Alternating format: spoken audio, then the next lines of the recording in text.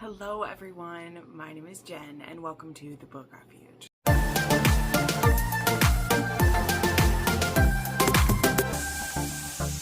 Alrighty, hello and welcome to another recommendations video.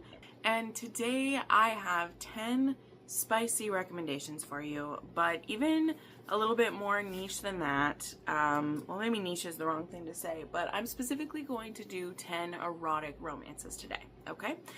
It's been a while since I've done an erotic romance rec, and I wanted to, as I do when I tap into this subgenre, make it a little clearer, like what the difference between erotic romance and just a steamy romance is, because there is a distinction for those of us who care what it is, and for those people who don't, that is totally fine, that there's no distinction to you. You just want to read a good story. But I just want to explain the difference so that you understand where these 10 books I'm recommending, how they like fit into that. Okay, so this is a definition kind of the difference here. All right, so erotica focuses on the exploration of sexuality, sexual journeys, and the sensations of sex itself, with, wow, how many times can I say that in a sentence? Ooh. With less emphasis on a romantic relationship and a potential non-happily ever after ending. Erotic romance, in contrast, features a developing romantic relationship where sex is a significant inherent part of the plot, driving the character's emotional and relational growth, and must have a happily ever after. Okay? So differences here. With erotica, the focus is on a sexual experience, passion, and the act of sex, often with graphic descriptions and exploration of the sex itself. Relationship. A romantic relationship is not a central requirement. The story can center on the character's individual journeys and sexual exploration without building a lasting bond. So it could just be a quick hookup. It can just be for the scene. The purpose is a bit to titillate because the purpose is the journey of the sex. The plot is often thin and designed to move from one sex scene to the next, and the ending, a happily ever after, is not necessary, and the characters may part ways at the end. So this could be just different things at a sex club, or it could be, I mean, you get it. Erotica, the purpose is to titillate, is the sole purpose, okay? Now, erotic romance, the focus. The story centers on the development of a romantic relationship between the characters. The relationship is crucial, and the sexual interaction is key to the component of that development, often serving as a major communication tool for the characters. The plot. The sexual interactions are integral to the plot. You could not remove the sex from the story and have the same character development still exist. Okay, that's the key difference here. It makes the story arc difficult to follow if the sex scenes are removed. The ending, a stable relationship and a happily ever after are essential requirements at the end. Okay, so that is the difference. And another easy way to explain this is that in a romance, so this is now the difference between an erotic romance and just a spicy romance, maybe even a spicy romance that has tons of sex scenes in it. Okay, let's say there's one in almost every chapter, but they're not essential to the character development, right? That may mean if you pulled out all the sex scenes, you don't have much story left, but there still is a story left, okay? So if you can skip through the sex scenes, then it's not an erotic romance, all right? Now, again, that doesn't mean that you're only there for the sex scenes if they are in the story, but it means that you would be missing something if you skip them. Like, there are important parts of their development. There's things happening in their brain. There is the emotions that are being built. There is a power dynamic, which is why a lot of these books will have BDSM in them that we're talking about. But they don't necessarily have to. There are a few in here. Well, do I have any? Well, like 2 of them I have aren't explicitly BDSM. And that's because in those type of books, they generally are erotic romance, because a lot of the vulnerability and the character moments are happening in the sex scenes in BDSM because of the power exchange. So that is kind of the difference. That is one that I tend to harp on, because I feel like in a lot of books these days that aren't erotic romance authors have really added a lot more sex into them because they think that's what readers want. And maybe readers are wanting that, right? But it has no purpose, and you may find yourself getting bored with how many sex scenes are in it, and so you're skipping them, and you're still not missing parts of the story. That is a sign that you're just reading a really smutty book, and there's nothing wrong with those either. This is not a thing to shame any other type. With these recommendations, I'm going to be recommending erotic romance, and so I wanted to put the definition forward so you understand where I'm coming from. And also, that doesn't mean that within an erotic romance that there aren't still some scenes that aren't progressing the plot, right? Not every single scene has to do that, but a lot of character development is going into the sex scenes. And I'll show you a few examples of that as I go through here, of ones that some of the scenes aren't adding to it, but in other ones they do. Okay, so let's go ahead and dive into this list here. And I think maybe you'll be surprised by a couple that are on here, because you'll be like, oh wow, I didn't think about that fitting in that category. And then quite a few of these, I don't think you'll be surprised at all, because it's pretty clear what they are. So let's start off with a book that was just recently re-released here. And to me, that is Chasing the Wild. Now, this is just put under romance. It's put under like a spicy romance. But to me, this whole series actually fits under the erotic romance category. And you'll know that if you have watched my wrap-ups for it. And that is because for me, the relationship between, this one is Layla and Colt, I believe, really develops in their intimate scenes together. They are stuck on Crimson Ridge for the wintertime. She ends up getting snowed in there. She is a veterinary student, and she ends up, she had dated his son for a short amount of time. His son had stolen some money from her, and she really needs that to get on with her life because she's not super well off herself. And so when she goes to confront the son, she ends up having met this dad very briefly at I think it's a gas station in town. When she makes her way up to Chestnut, I want to call it Chestnut Springs, but to Crimson Ridge, she discovers that Colt is the father of this guy that had screwed her over. But when she demands money from him, the son doesn't have it. And then she ends up getting snowed up there. And so these two now have this weird interaction between them where they're very sexually attracted to each other that was already being established when they met, even just for a short amount of time. And now there's this forbidden aspect because she once dated his son, and also she's now his employee because since she's stuck there, he hires her to be his, to be a vet for his herd while she's stuck there. And they're stuck in this very small cabin together. And yeah, a lot of their development all comes through the sexual experiences, though it's not completely there. I think this is a story that if you removed all the sex scenes, you would find something lacking in the characters. So though this one I think sits on the line of that, I have categorized it as erotic romance.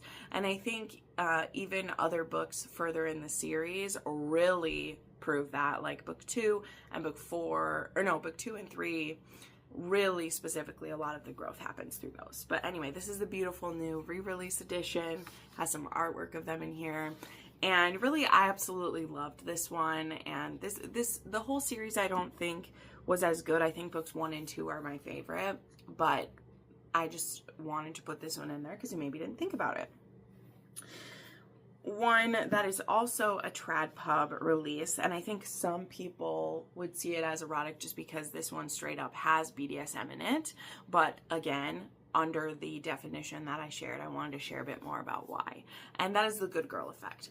So right off the bat, this author writes generally all erotic romance. Okay, Sarah Kate, her stories are pretty much all BDSM, and they all are erotic romance for that fact. Now again, just because a book has BDSM in it does not make it an erotic romance, but it's usually a good start because of the power exchange and the trust and the emotional buy-in you need to be in that type of a relationship with characters. But this one itself is actually a nanny and a single dad, and it's a single dad who is pretty aloof and very grumpy, but he actually partially owns a sex club with his sibling and some other siblings of the Salacious Players Club. And he really hasn't been giving in to his desires because he's just trying to live his life and make the club a success so him and his daughter can move back to the US. This takes place in Paris, by the way. And then our heroine in here, Camille, she ends up being the nanny to this little girl, and when she discovers that Jack has a love of Sharabi, did I say that right? Sharabi. Anyway, not rope tying. She's very interested in it, and at first he agrees to teach her, but he's like, nothing about this is going to be sexual, and we see about how long that lasts for him, about 2.5 seconds. Before things start to wind up between the two of them, for sure.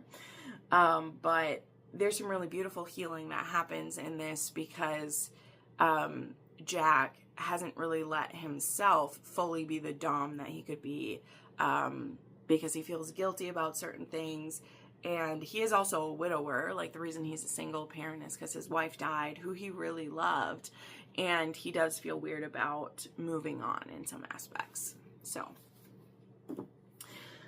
okay, then we have another author who writes, in my opinion, skirts the line of erotic romance and erotica with some of hers. Because some of her stories, the characters are so into the sex that I'm like, I mean, you threw an HEA on this, but isn't it really erotica? But one that truly moves me, and one that I believe was my first read from this author, is The Man I Know by Daisy Jane. And this one is beautiful because this is actually an established couple. It's a married couple, and they're kind of a marriage in trouble, but they're more so just very comfortable in their relationship. And very early on in this book, Jess discovers that her husband has a secret kink that she did not know about. He's never shared with her that he really wants to do certain things with her. And she only discovers it when she comes across him masturbating to some corn, as it were, that involves bondage and involves some CNC. And she is intrigued by this as well. She is like, didn't know my man was into this. I might be curious about it. And he's just very hesitant to pull her into it because he himself has not really validated his desires beyond seeing them as cruel and, you know, is there something wrong with him because he wants to have a consensual grape scene with his partner. But when she seems to be interested in it, they decide to tiptoe into it. Now, what's beautiful about this one is actually that they don't quite do enough research when they get started. And so this couple that loves each other very much, they start tiptoeing into the realm of this erotic situation of kink, and they maybe aren't as prepared as they should be. And in fact, it could lead them into a very dangerous situation if something were to ever go wrong and they haven't like set up particular safeguards, as it were, for how to get help and how to get things taken care of, right? Like, let's say it this way, there are certain parts of BDSM that definitely can look like abuse if you have to explain it to someone, as it were. Let's explain that, you know, spankings, bindings, things like that. And so I thought this was a very interesting journey for this couple, for sure. And it's one of her books that doesn't get enough attention, in my opinion, because I loved that one. Okay, then let's do it. Let's get into two of the badasses, okay? So there's two authors specifically that I always bring up when I talk about erotic romance, and they're really the authors that I learned fully what erotic romance was from them. And one of them, of course, and the inspiration for this video today, because this trilogy just finished, and it's just reminding me again how talented this author is, and that erotic romance feels like a dying art in some aspects. But we have the Lioness trilogy by Sierra Simone. And again, Sierra Simone, if you say erotic romance to someone, you'll know they are know what they're talking about if they recommend a Sierra Simone book to you. Let me say it that way. Because Sierra Simone really does the work with her intimate scenes. Like, they are the whole point. Like, you know how I explained at the beginning that you can tell the difference where if you removed all the sex scenes, you still have a story? Erotic romance truly is, if you only played the sex scenes, you could figure out what the story was, okay? Now, of course, it still needs the background and the other stuff going on, but that is how much work the kink scenes and the intimate scenes do in a Sierra Simone story. You could pretty much just read all of those scenes back to back to back and know what the story was, because that's how much character development is done within them. This story is actually an MMF, and it is a bodyguard, Tristan, and he becomes a bodyguard to Mark Trevina, and then he discovers, not long after, falling for the man he's working for and becoming actually his sex toy in a lot of ways, that Mark is engaged, and he has been engaged for a long time. And he actually sends Tristan to go pick up his bride on this yacht and bring her back to him. And Tristan starts to then also fall for Isolde, Mark's soon-to-be wife. And now we're in a very tricky situation where everybody's falling in love and nobody knows what's right or wrong. And Isolde has her own demons and games that she's playing as well. And things are just going to get very messy for everyone. But the way that Sierra Simone uses sex and intimacy to tell this story is miles above what anyone else does, for sure. Like, just so much talent. I just love her so much. Okay, and then the other powerhouse who I always will mention, who uses BDSM and kink to tell beautiful stories, is of course Pam Godwin. And the ultimate for me, the one I always will bring up, I know in plenty of my erotic romance recs, I bring up this one, but Dark Notes by Pam Godwin was one of the first erotic romances to me that A, showed me the difference between the two, and B, showed me BDSM as healing and how it can truly transform a couple. And even if the romance is taboo, which this one absolutely is, it is a romance between a student and teacher. But the way that the hero in here uses BDSM to help Ivory and gives her a safe place and a way to say no to things, where she previously felt like she could never stop anything that was happening to her. He's now given her that gift, is something that will always stick with me in a really powerful way. But what is this one about? Yeah, this one is Ivory, who she is at this private school that is for like musical prodigies and things like that. I don't think it's only for them, but that's a big part of it. And then we have Emmerich, who's actually a disgraced teacher. He's gotten himself in trouble previously, and his mom actually got him a job at this school as a music teacher there. And Ivory has, let's just say she's a bit more well-developed than others are. And she has been used by not only her brother's friend, since she was very young, she's been raped and assaulted by him, but by other boys in the school.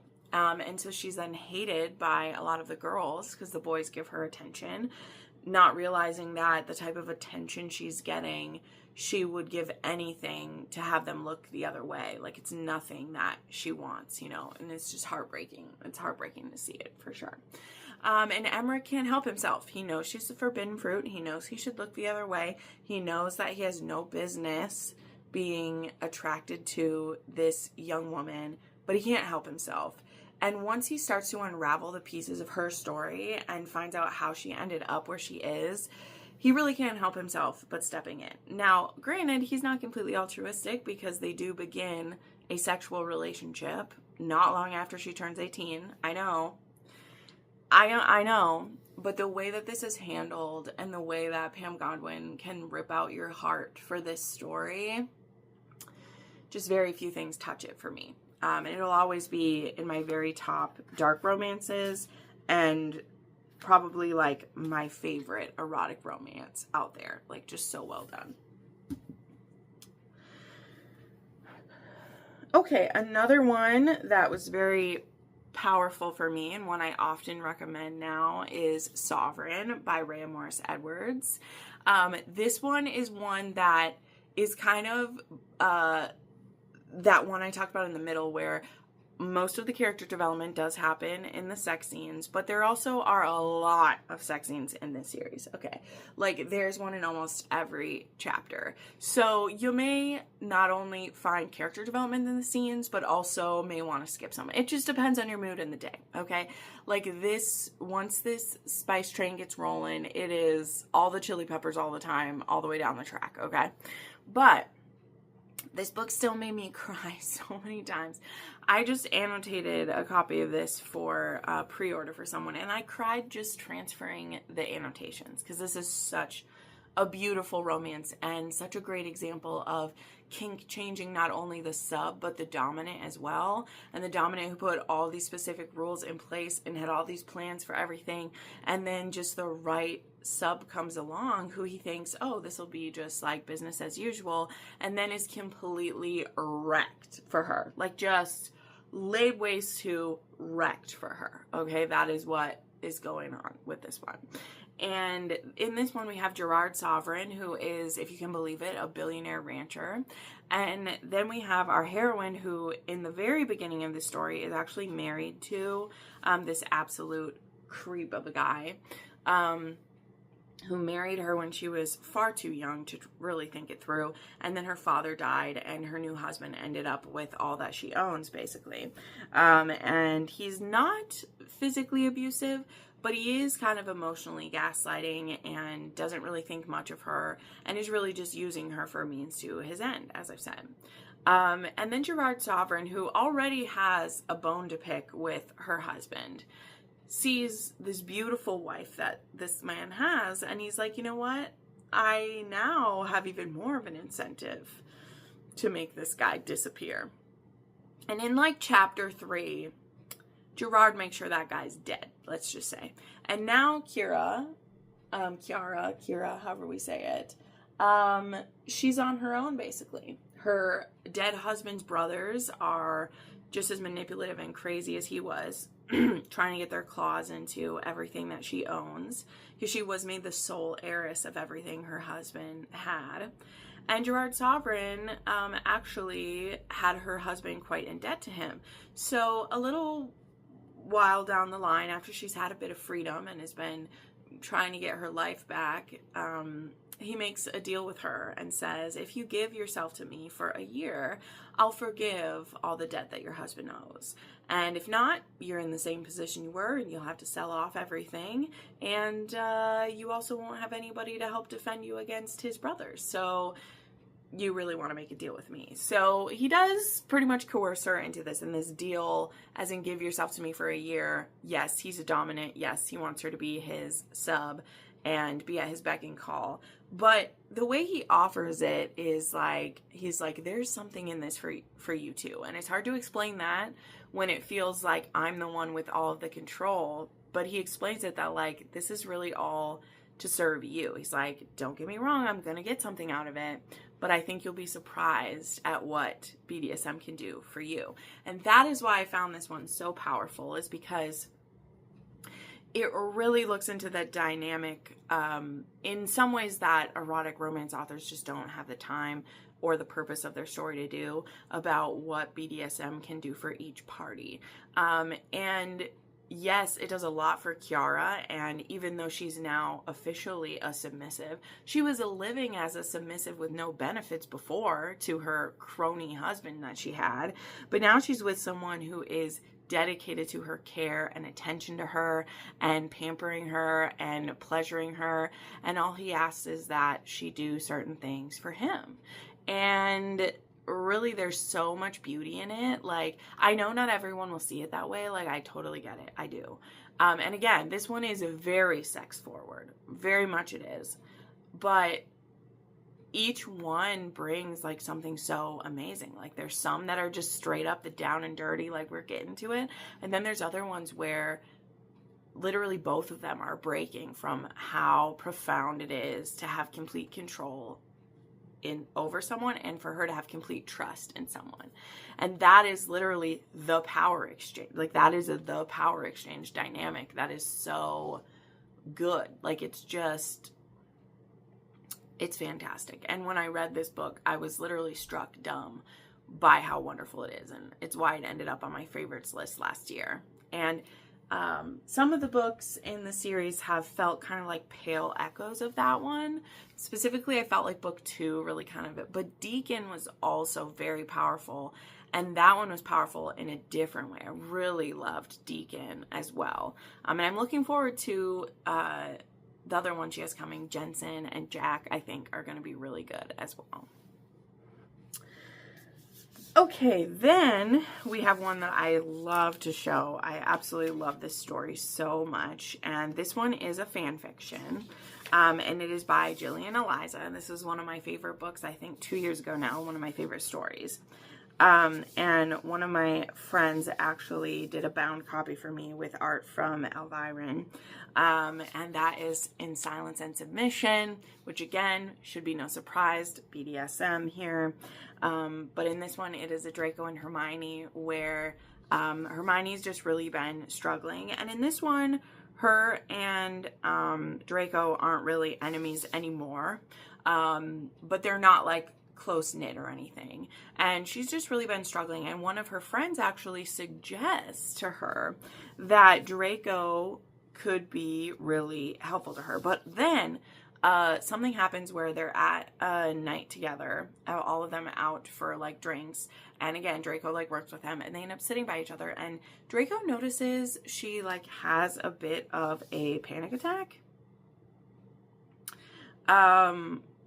And he just kind of like takes command of the moment in a really like interesting way where like under the table, he like, I believe if I remember correctly, he like grabs her and just gets her to like calm down. And he uses a bit of his like Dom self on her. And later on when they talk about that and discuss, it turns out that she wants more of that to help with it.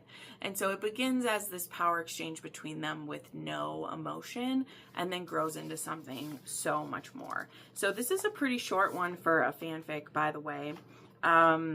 But it also is just like, it's so good. This one is also a first person POV fanfic, and that doesn't always happen either. But I love this one, and it's such a beautiful fanfic erotic romance, and I mean, I just love them so much. It's so great. And as always, thank you, Mel. That's one of my most treasured fanfic bind-ups that I have. Okay, then we have, and this one is another one where I'm kind of just talking about the author to you in general, but I did really enjoy this one because this one is one where it isn't BDSM, but they still grow through the sex scenes in this one, right? Which, like I said, most of these are all BDSM is involved, but this is one that BDSM isn't involved, but it's still, this author still writes erotic romance. And that is Nikki Sloan. Now, some of the books have BDSM in them, but this one doesn't. This one is The Frat Boy. And this one actually takes place in college. And we have Colin Novak. And we have, what's the heroine's name in here? Madison. And they're actually enemies in school. And because of a feud that's happening between like her fraternity or his fraternity and her sorority, they both get kicked out of their housing, and they actually really need it. And it turns out there's this place in a Nashville neighborhood that is a kind of like, let's say a form of like an OnlyFans house. Let's just say that, where different people can live there and they make content, and the content that they make helps like pay their rent, and they'll also make some money doing it. And so there's this married couple that actually owns the house, and there are a few people that live and work there, and they both end up getting jobs there, even though they hate each other. And their audition is actually to like make each other come. And it's so interesting. So this house is super cool and very hot, and there's lots of different sex that gets explored. But what's really cool in this one is that what starts out as work for them, and honestly, they're kind of enemies, but they're making each other come all the time on screen. They really start to develop more with each other, and they really start to try some different scenes with each other and things like that. And I just think it ends up being really sweet between these two. This one also has like some threesomes and even like a foursome in here because they are making content. So these are sex workers as well, while they're in college. But I really like this one. And this whole series from her, The Nashville Neighborhood, is erotic romance. There's one that is a ex-boyfriend's dad. There is one that is a best friend's son. So it's an older woman, younger man. There's one that is a MFM relationship. There's one that is then about the ex-boyfriend from the ex-boyfriend's dad in one. There's these two. And then there's also one that is dad's like employee. So not quite a dad's friend, but kind of along those lines. Okay, then another one that is a erotic. These are all erotic. Another one that is BDSM is The Pleasure Protocol by Darcy Romaine and Kat Alexander. I am hoping so badly that these two write another book within this world, because this was an erotic romance I loved so much. And yeah, this one is a sex worker, Corinne, and there's Nikolai Zatsev, who uses an escort service. It's just easier for him to pay for intimacy rather than find a partner who wants his money. He's like, I'd rather know that they're here for my money, and also that they enjoy the same things I do. And then his normal companion, though, ends up, I think his normal companion is a man. Both of these characters are bisexual, and he's actually, I believe, gotten married. And so this partner that he always uses, he's a bit put out because he got married and didn't tell him. But he suggests Corinne to him, who is very beautiful, and she enjoys the same kinks as he does. And so they end up meeting and working together, and very quickly they realize that they don't want to see anyone else, and that they actually maybe even like each other more than client and sex worker. And I love this one. It's so sensual. It even really gets into some kinks that I wouldn't normally love, but I loved reading about the power exchange. There are some like kink parties that they go to that are very interesting. This does have very mild like pet play in it, which I know doesn't work for everyone. I totally understand. But when you read that type of kink within the story done by authors who really understand the purpose of it, and it's not just there for shock value, it's there because both of the characters actually really want it and it's like made for them. It's such a different experience. Like, it is such a different experience when both characters are like meant to have it, if that makes sense. Like, so powerful. So I highly recommend. These are also some very small authors, and I want more from them. This one's now come out, I think we're coming up to 2 years ago. This one came out now. And I want more. I want more of it, for sure. Maybe it's only been a year. It feels like longer. Okay. And now we have the last one to share, and this one is a bit ridiculous, okay? This is one that is totally wacky, but it is an erotic romance, and their relationship does grow through the sex. Now, this is another one that is kind of a coerced sex situation, and it's absolutely bonkers, okay? Like, it literally is. It's even by, like, kind of a spoof author, by the way. But this is Bass Ackwards, A Wrong Way Romance by Iris Adderley, okay? And this one literally is boss Bill Marshall blackmails Christina Lee Dodd into seeing to his needs so that she can have some extra time off of work. So basically, he coerces her into letting him fuck her so she can leave early, right? Totally sounds bonkers. It absolutely is. Complete misuse of power. But after she does it, she realizes it wasn't that bad, and she actually kind of liked it. And in fact, she needs to make a bit of extra money. And what better way to do that than by letting Bill have his filthy way with her? But the only thing is, each time that this is happening and they're having sex, she's falling for him a bit more and he's falling for her. But now they've put themselves in this really weird position where literally there's a power dynamic. He's paying her for this. And how can they ever know if the other really cares about them or if it's just about the sex and the money? And this is completely bonkers. This was gifted to me by one of my viewers, and I just loved it so much. It was so funny. And I definitely want to read more from Iris Adderley. Like, I actually had, when this book was sent to me, I hadn't heard of it, but I had quite a few of their books on my TBR because I wanted to try them, and I just never got around to more of them, so I need to do that at some point. But yeah, these two were just absolutely wacky together. But it was so fun. So there's one that's just a bit wacky, in case you were looking for a wacky erotic romance. But anyway, those are 10 books that are erotic romance, and they're erotic in some different ways. But the main one is to remember this, because there may be even some books you come across that are erotic romance at some point that aren't labeled that way, because the authors either don't want to label them that way because, honestly, Amazon does like squash your listing if you list the book as erotic romance. I can speak to that because of the book Escorted from Claire Kent, which is one of the erotic romances I really love. But that one, woo, no, that one is an erotic romance, but it is, you know, it's also a contemporary romance. And once it gets listed as erotica, it's very hard for you to rank and get seen by readers because Amazon doesn't promote erotic romance the same way it does as others. So you may come across erotic romance even though it's not labeled as that. So that's something to keep in mind when you're like, well, why didn't this author list it as this? Well, there might be a reason why they didn't, because they want their book to get seen, you know?